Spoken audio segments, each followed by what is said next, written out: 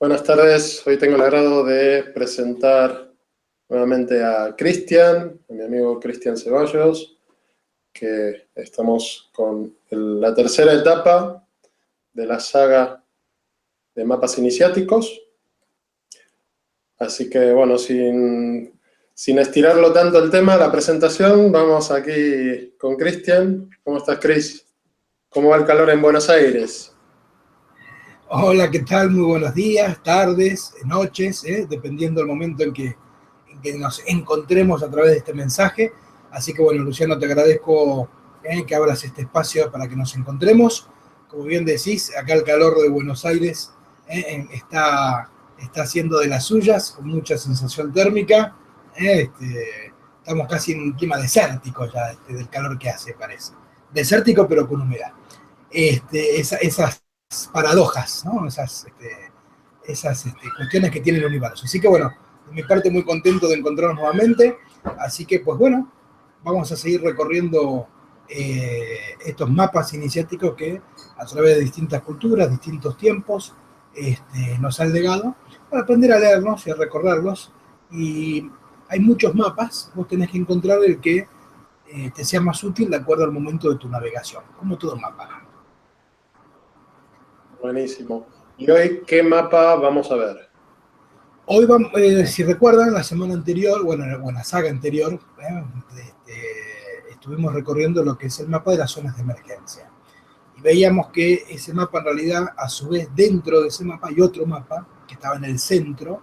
Nosotros recorrimos, digamos, la parte exterior del mapa, que son los cuadrantes, que son las zonas de emergencia, y en el centro del mapa, que les voy a poner la imagen un segundito para que lo refresquen, lo recuerden, por si no se lo acuerdan.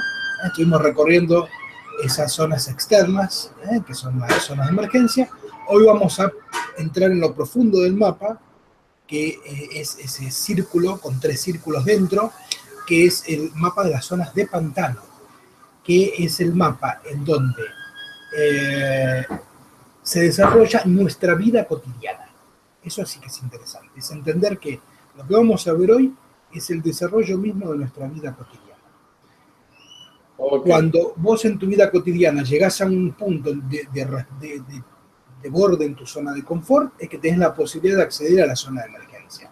Pero si no, tu vida y nuestra vida, si no le damos respuesta a nuestras programaciones, transcurre en ese círculo de 3 círculos, digamos, que se llama zonas de pantano. Ok, entonces, para que no se nos olvide, ¿estás viajando cuándo para Madrid? Bueno, muchas gracias por permitir comentarlo. Yo ya el 4 de marzo de 2017 estoy viajando rumbo a Madrid, a España, para presentarme el 8 en esa ciudad, en Madrid, para dar una conferencia. Después hago un traslado hasta Valladolid, donde el 10 estará haciendo también la charla, y el 11 y el 12 el taller. Todo esto marzo 2017. Y luego viajo hacia Sevilla, donde el 17 doy la charla, el 18 y el 19 el taller en la ciudad de Sevilla, todo marzo 2017. Así que bueno, los que estén interesados en que nos encontremos personalmente y recorramos implicativamente todas estas herramientas, pues bueno, me escriben al correo que figura aquí, debajo de mi cara, contacto@tupropiocamino.org, y les hago llegar la información. Así que bueno, muchas gracias por permitir contarlo. Ok, resaltar una cosita más, que el 8 de marzo va a estar la querida Ruth Rodríguez Sotomayor, también, bueno, participando, presentando su último libro en un espacio dentro de tu charla. Ah, ese dato todavía no me lo habías confirmado. Lo habíamos hablado off the record. Bueno, qué buena noticia entonces. Confirmado. Bueno, qué alegría entonces. Me entero acá en el aire, digamos, que era la sorpresa de feliz cumpleaños. Así que sí, va a estar la querida Ruth, que va a presentar su libro. Gracias a ti que le cedes el espacio. Y bueno, y también, ¿qué más? ¿Qué otra cosita más? Y bueno, y que muy importante que los que están interesándose por estos temas iniciáticos, estos mapas y demás, que tengan en cuenta que obviamente aquí estamos presentándolos, pero para profundizar, obviamente no todo se puede regalar en esta vida, algo hay que vivir, entonces también hay que participar en los talleres, que ahí es donde se comparte la información más vivencial y es donde se genera el campo, como bien diría Kurt Lewin, donde se genera el campo de comprensión. Entonces, o Rupert Sheldrake, ¿no? También diría, donde se genera el tema el campo de comprensión. Digo, en el taller está la posibilidad del feedback, cosa que acá en el video no. Digamos. Así es. Así que bueno, importante apuntarse y cuanto antes mejor porque, no sé, creo que quedan pocas plazas, me comentabas antes, off the record. Pero bueno, que no den tanta vuelta a apuntarse. Así que bueno, sin más vueltas, como quien diría, vamos a empezar con el programa. Bueno, genial, genial. Entonces, bueno, muchísimas gracias por la deferencia respecto de los encuentros y los talleres próximos por allí, que también nos encontraremos nosotros, te faltó decir eso. Vamos a encontrarnos personalmente, así que bueno, ahí estaremos charlando, quizás hasta tenemos oportunidad de grabar algo ahí face to face, así que bueno.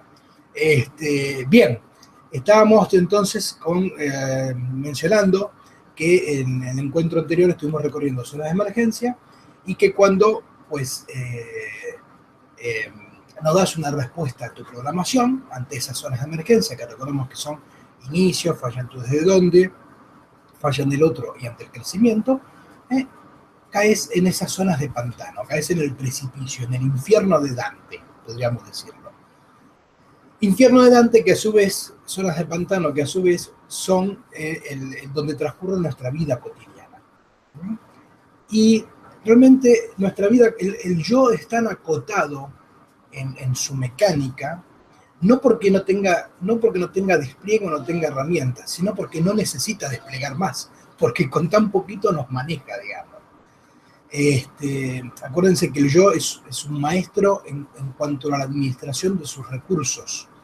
Entonces, si te tiene, con un hilito te tiene atado, no va a gastar más recursos en hacer otras cosas. Mientras con eso el alcance, con eso lo va a hacer. El día que vos, por darle respuesta a tus cuestiones, ya el hilito no alcance, el yo pondrá una cuerda.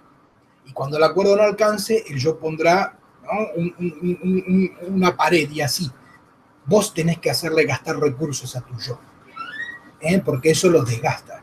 Recuerden esto que digo siempre, el yo es la fuerza más poderosa que existe en el universo. Es una fuerza natural, así como puede ser la fuerza de la gravedad, etcétera, digamos. Pero tiene un punto débil, que es que el yo es la fuerza más poderosa en el universo mientras esté cohesionado, mientras esté concentrado, sea convergente en un único punto. Por lo tanto, si vos aprendés a dividir a tu yo, le vas a quitar eficacia. Y si el yo pierde eficacia, pues es un gran punto estratégico en nuestro desarrollo, porque a través de eso entonces vamos a luchar contra un enemigo mucho menos poderoso. ¿Se entiende? Así que bien, vamos a ver entonces cuáles son esos recursos que el yo utiliza para mantenernos atados en nuestra vida cotidiana, que es ese mapa de las zonas de pantano, que voy a poner un segundito el mapa para que lo puedan al menos expresar gráficamente. Un segundito, hacemos un cambio aquí, quitamos el cartelito un segundito aquí.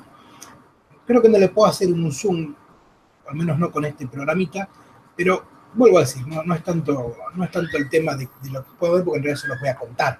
Así que por ese lado no se preocupen. Bien, entonces, primero hay que entender que nuestra vida cotidiana transcurre entre lo que es la parte consciente, y cuando digo la parte consciente no me refiero a la parte despierta de tu conciencia, sino a la parte accesible por nuestros sentidos, y transcurre además en una parte inconsciente.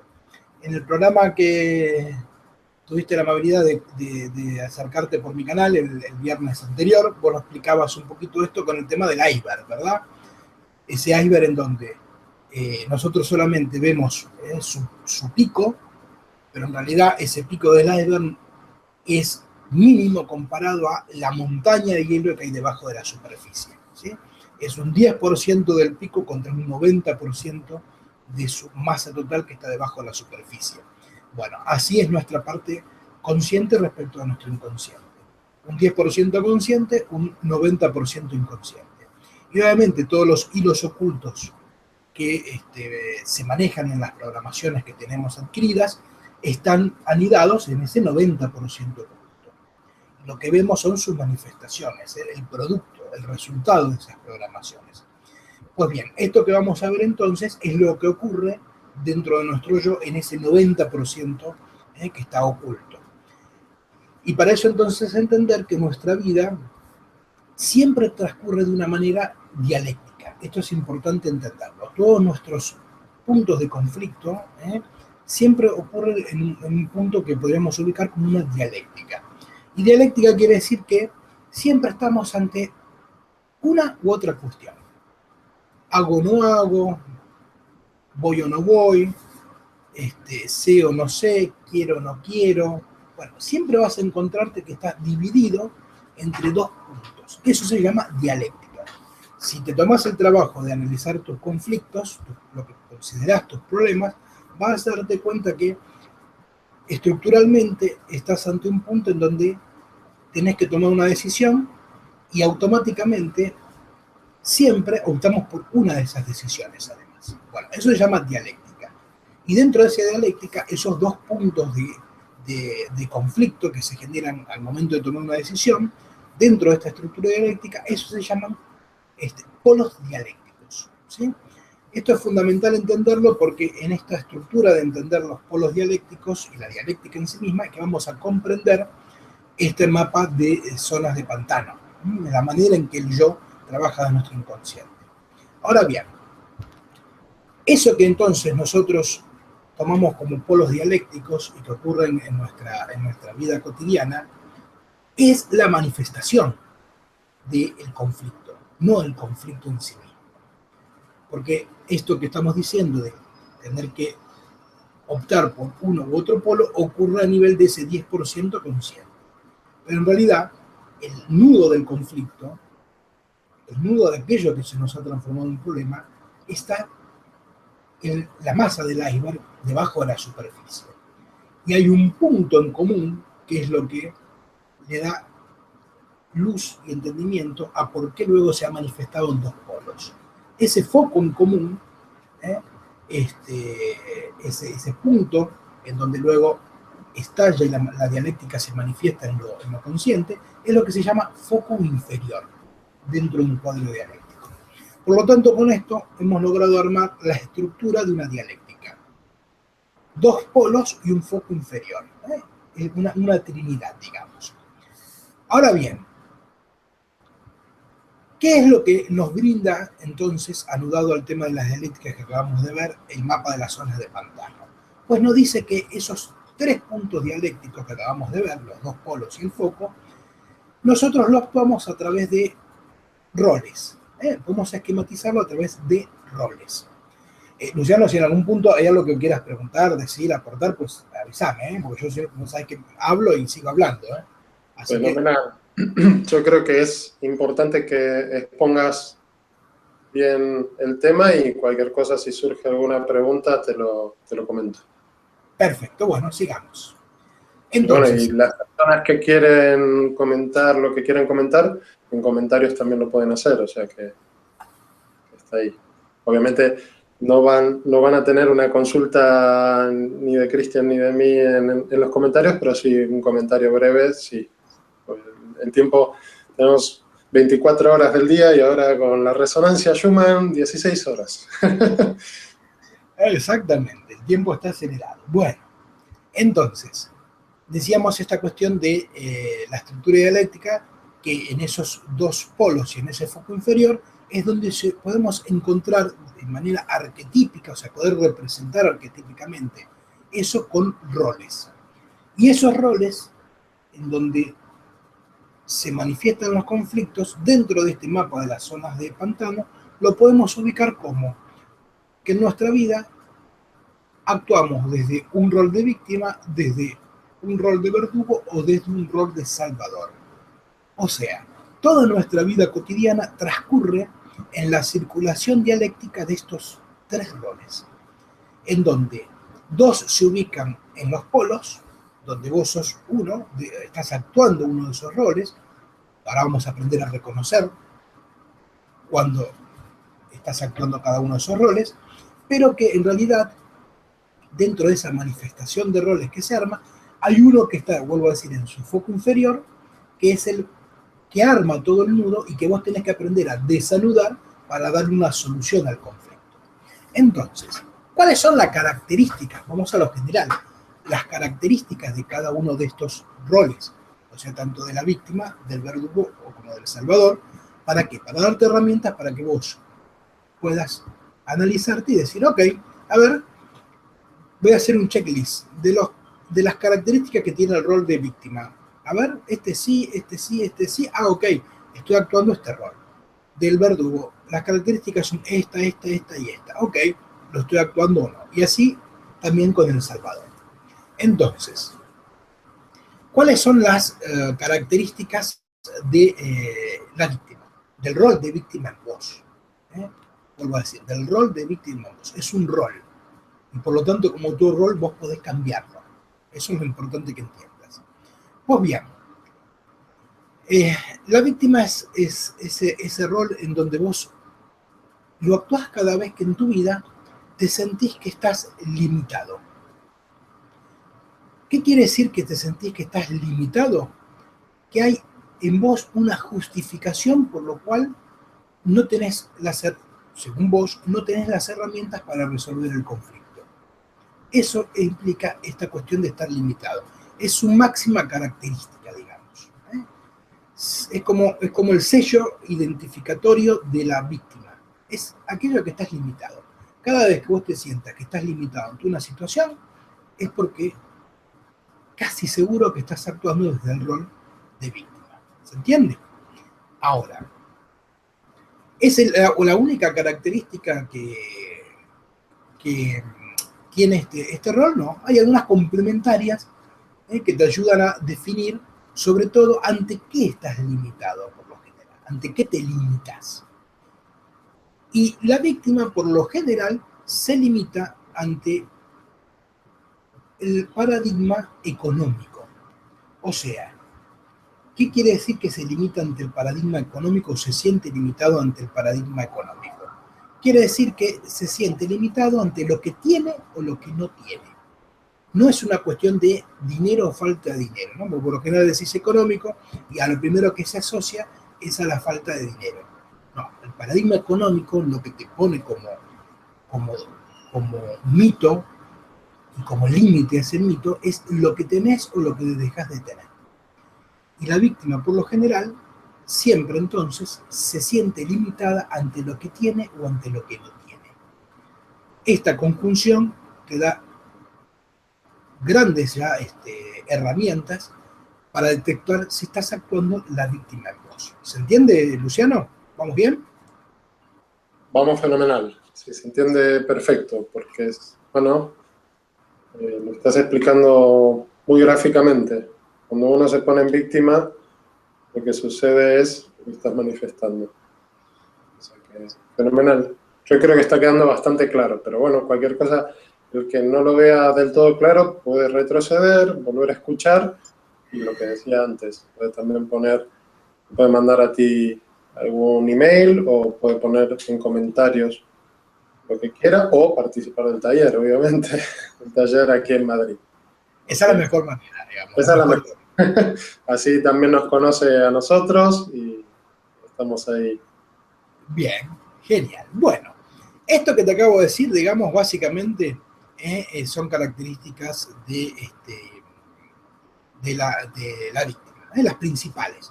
Hay más, pero como bien decías, para entrar en más detalles, mejor ya personalmente, por ejemplo, a través de un taller.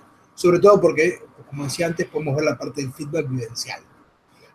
cosa que acá en un video obviamente no es el espacio para hacerlo porque las condiciones tampoco están dadas para hacerlo, digamos. Bien, ahora vamos a otro de los roles, que es el del salvador. Y cómo podés aprender a identificarlo en vos cuando estás actuándolo o cuando estás ante alguien que lo actúa. Porque obviamente si estamos hablando de que esto es lo que actuamos en nuestra vida cotidiana, no es solamente lo que actúas vos desde tu vida cotidiana en lo automático, sino lo que actúan los que están alrededor tuyo también desde lo automático. Como decía Lacan, en toda relación, mínimo hay 4 componentes. Nosotros cuando hablamos de relación, mínimo creemos que hay 2, vos y el otro. Bueno, Lacan te dice, no, mínimo hay 4. Vos, el otro, tu yo y el yo del otro. Y acá de lo que estamos hablando es del yo y del yo del otro. Entonces, claro, aquí también lo que, para que quede un poco más claro, es hablar desde dónde nos relacionamos. Esto es la neurosis que cada uno pueda desarrollar a lo largo de la vida. La neurosis en general se suele desarrollar en los primeros años de vida debido a lo que viviste o también se podría decir desde el punto de vista de la astropsicología debido a tu estructura astropsicológica, pero que básicamente es la careta que cada uno de nosotros nos ponemos para relacionarnos y para... tiene que ver con la supervivencia y con todos los, bueno, un poco lo que hablamos el otro día, ¿no? De los 3 centros, cerebro límbico, el instintivo y el neocórtex. Entonces, me parece que está quedando súper gráfico. Así que, adelante, amigo. Genial. Y lo bueno, como ves, cuando hablamos de esto, es que estos mapas son tan interesantes en el sentido de integratorios que, por ejemplo, vos le sumás lo de bioastrología, porque se me confunde como trabalengua. Astrobioconexión. Ok, por ejemplo, hablas de bioconexión y es muy simple hacer la conexión entre un mapa y lo que vos desarrollás, por ejemplo. Esto es lo bueno que tienen estos mapas, que no quedan aislados del resto del conocimiento iniciático. Es muy simple conectarlos. Es como decir, estos mapas son como un gran embudo. Todo lo que le pongas es muy simple conectarlos. ¿Por qué? Porque trabaja con estructuras. Y como son estructuras, todo el contenido después que vos le pongas para presionar la estructura, le queda. ¿Se entiende? Eso es interesantísimo comprenderlo. Por eso es una gran herramienta. Entonces, cuando estés en Madrid vamos a desarrollar un taller que seguramente va a ser bien interesante, que podamos ahí mezclar un par de, bueno, reunir, como dice una amiga mía, psicóloga brasilera, cuando digo la palabra mezclar, dice, no, eso suena engrudo. Reunir. Vamos a reunir varios conceptos y se puede dar algo bien interesante. Por supuesto, claro que sí. Siempre todas las herramientas aportan, integran. Y mientras más integración hay, más enseñanza hay también.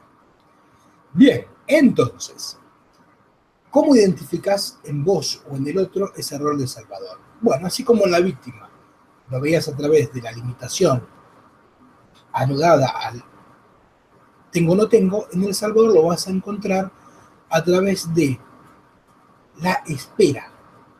Así como la víctima está limitada por la justificación, el salvador es aquel que actúa a través de la vía de la espera. ¿Qué quiere decir que actúa a través de la vía de la espera? En sus 2 roles, lo aclaro. ¿Qué quiere decir 2 roles? Que la espera tiene una vía pasiva, que es la espera en sí mismo, bajo la lógica temporal del cuándo, entonces, cuando tenga el dinero hago el viaje, cuando cambie el presidente hago tal cosa, cuando cambie de pareja entonces voy a poder lo que hoy no. Esa es la vía de la espera pasiva, bajo esa lógica de cuándo, entonces. Pero también tiene una vía activa, que a veces es más difícil de reconocer, que es la ansiedad. La ansiedad también es la otra cara de la moneda de la espera. La ansiedad es aquello que, por las ansias mismas que te produce, vale un poco la redundancia, que más etapas de un proceso. Entonces, en vez de hacer los procesos un paso 1, paso 2 y paso 3, querés hacer todo junto. Conociste a la chica y cuando le estás hablando para querer llegar a algo más, ya le empezás a hablar de que te querés casar con ella y querés tener hijos, digamos, ¿no? Entonces, ¿qué hace? La espantás. Imagínate, recién la conociste, le decís, ¿querés tomar un café? Sí, dale. Y mientras estamos tomando el café, bueno, ¿qué tal si nos casamos y tenemos 3 hijos? Eso es ansiedad, digamos, ¿no? Y eso, al igual que la espera, pues son características del Salvador. ¿Y bajo qué discurso se anuda esa espera? Así como en la víctima, lo decíamos, a través de el discurso económico, que es el tengo no tengo, en el caso del Salvador, es a través del paradigma religioso y científico, que como lo explicamos en su momento, esos dos paradigmas que parecen tan opuestos entre sí, religión y ciencia, en realidad también son dos caras de una misma moneda. No difieren. ¿Por qué? Porque tanto la religión como la ciencia, además de declararse en sí misma como verdad absoluta, en ambos casos vos tenés que creer. Creer lo que dice el científico o creer lo que dice, en este caso, el religioso, digamos. O sea, el poder está en otro. El poder está en el átomo, el poder está en la fuerza de la gravedad, el poder está en un Dios por fuera, etc. En ambos casos, esa espera está anudada a ese discurso. ¿Y cómo lo identificás en vos? Pues de una manera muy simple. Cuando el punto limitante por el cual se te ha generado el conflicto es a través de la vía del sé o no sé, creo o no creo. Cuando vos se te armó un conflicto en tu vida cotidiana y crees que lo vas a resolver cuando sepas lo que hoy no sabes, o que se te ha conformado un conflicto que vas a resolver cuando creas o dejes de creer respecto de algo que hoy se te pone en juego, ahí entonces estás actuando desde ese rol de salvador. ¿Se entiende? Entonces, la vía del salvador es la espera, anudada entonces ese conflicto en ese rol de sé o no sé, creo o no creo. ¿Se comprende? Perfecto, vamos fenomenal, muy claro. Muy bien. Y ahora vamos a entender el tercer de los roles, que es el del verdugo. Como ves, lo estamos viendo de lo general, o sea, su parte topológica y su parte económica, y después entenderemos un poquito la dinámica, que es la integración. Es cómo se desarrolla, cómo se mueven todas estas piezas en el tablero de nuestra vida cotidiana. Y en el rol del verdugo, que es otro de los roles que vos podés estar actuando o que podés encontrarte ante un otro que lo actúa, pues tiene en su base, así como decíamos en El Salvador, la espera, ya sea por activa o pasiva, y en la víctima la justificación o la limitación. En el verdugo lo que se anuda es el tema de la culpa afuera. La culpa afuera. O sea, cuando vos te encontrás culpando a un otro de lo que a vos te ocurre en tu vida cotidiana, de que el conflicto ante el que estás es producto de un otro y culpás a un otro por eso, estás actuando desde ese rol de verdugo, ¿sí? O cuando otro te culpa a vos, por la vía, digamos, activa de ese rol. Entonces, siempre que vos te encuentres ante un otro que es el que hace de limitante, por lo cual se te ha generado un conflicto, estás actuando desde ese rol de verdugo, que está anudado al paradigma político. Cuando hablamos de paradigmas, recuerden que son los mitos sobre los cuales basamos lo que armamos como vida cotidiana, tanto a nivel particular como a nivel social. Esos mitos hoy en día son la ciencia, la religión, la economía y la política. Son los 4 pilares sobre los que nuestra cultura está sentada. Por eso son los mitos que sostienen nuestra cultura y por ende son los mitos que sostienen nuestro psiquismo, sobre el cual están ejercidas las programaciones. Y en este rol de verdugo, entonces, cuando vos o un otro pone la culpa afuera, es porque lo estás actuando. ¿Y en dónde se anida? ¿En dónde se anuda esa cuestión de culpar a un otro? Pues bien, en algo muy simple, y es en que podés o no podés en función de un otro.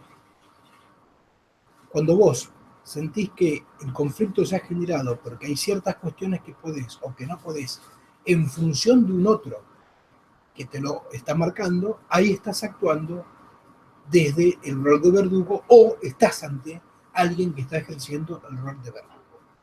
¿Se ha entendido entonces, digamos, de manera independiente cada uno de nuestros roles o hay alguna consulta o alguna duda?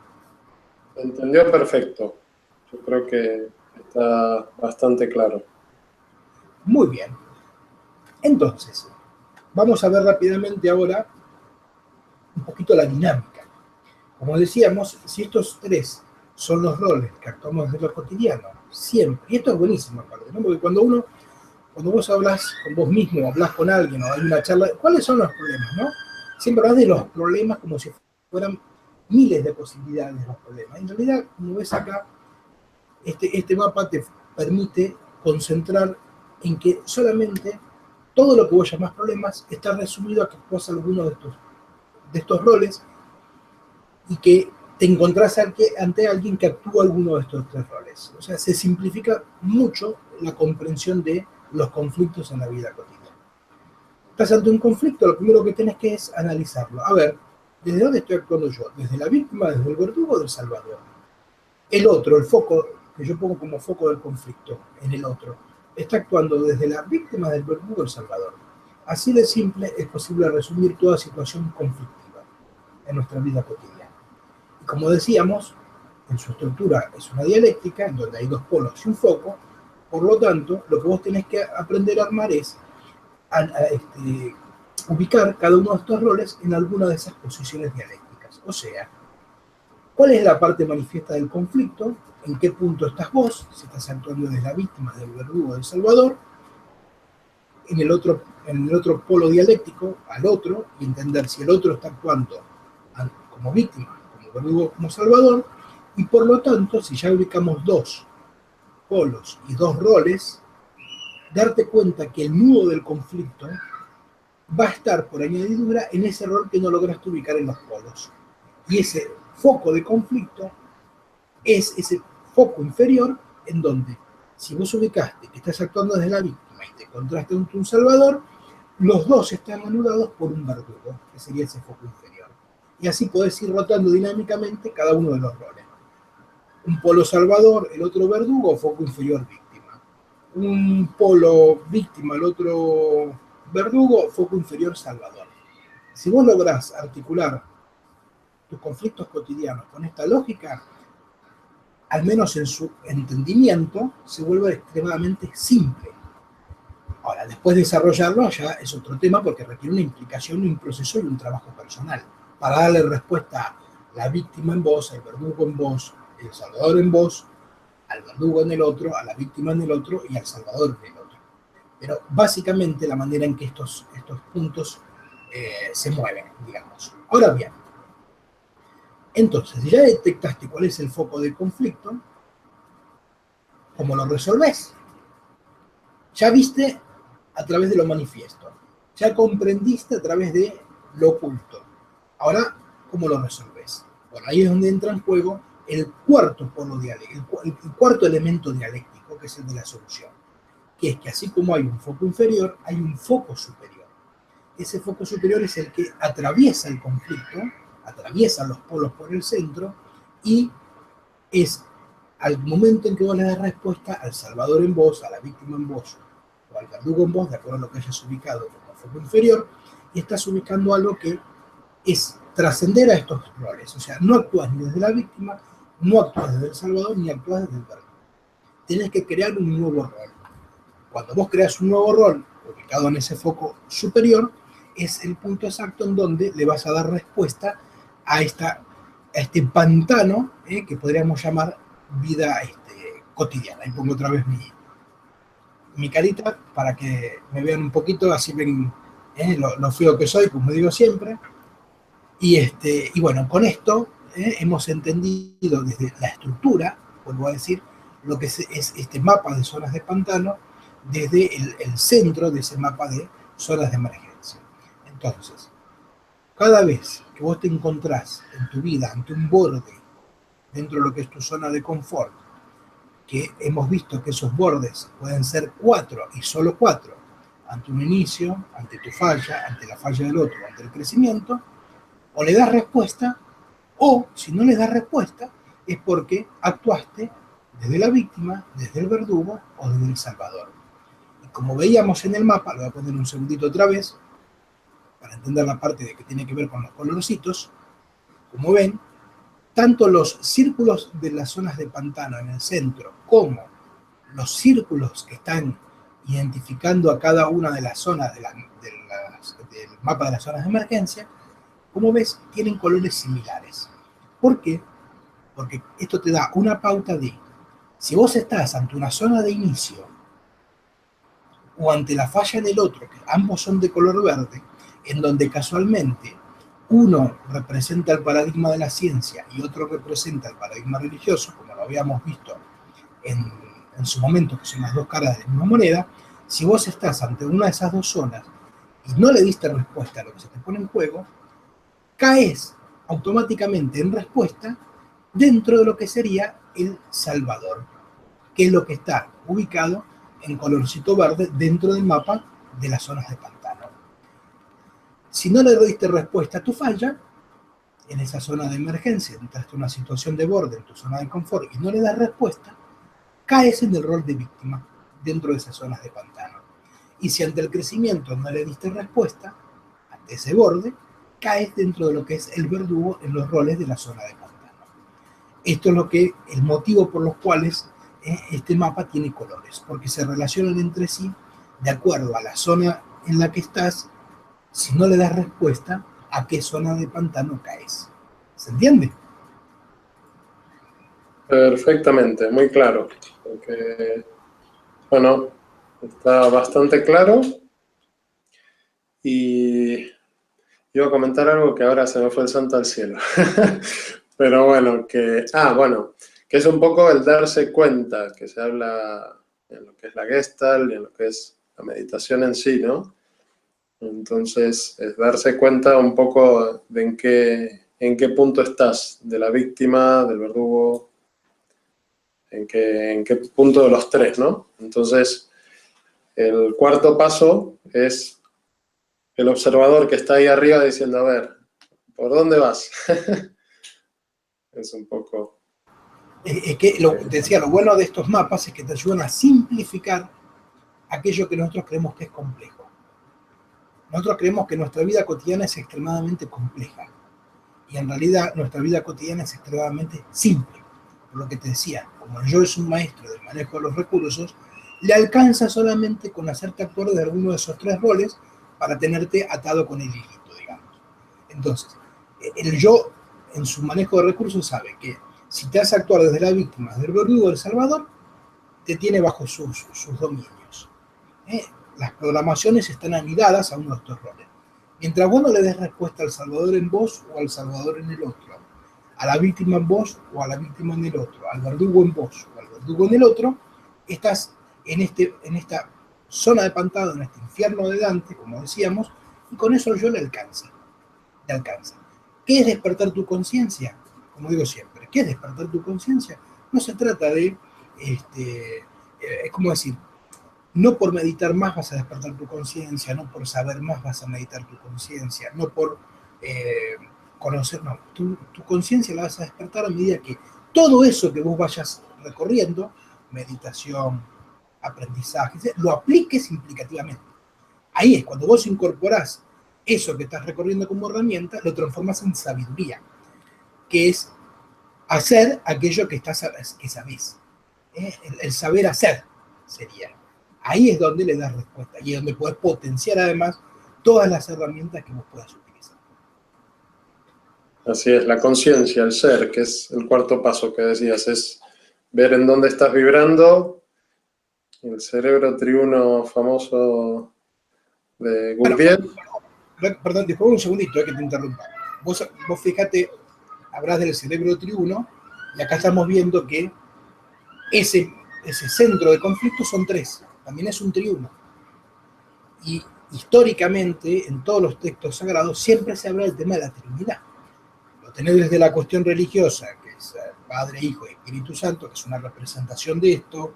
Lo encontrás a través de la mitología hindú, con Brahma, Vishnu y Shiva. O sea, si vos analizás las mitologías, siempre te vas a encontrar con este trígono, porque hace referencia a esto, a esos tres roles que en nuestra vida cotidiana actuamos.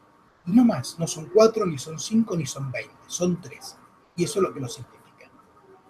Así es. O sea, también el I Ching, por ejemplo, también habla de esto, ¿no? Padre, madre e hijo. Entonces tiene que ver con esas tres fases cerebrales y la conciencia que está por encima de todo, que está en todo, en cada átomo de ese cerebro trígono y que es el alma, ¿no? Que es la psique, el viaje.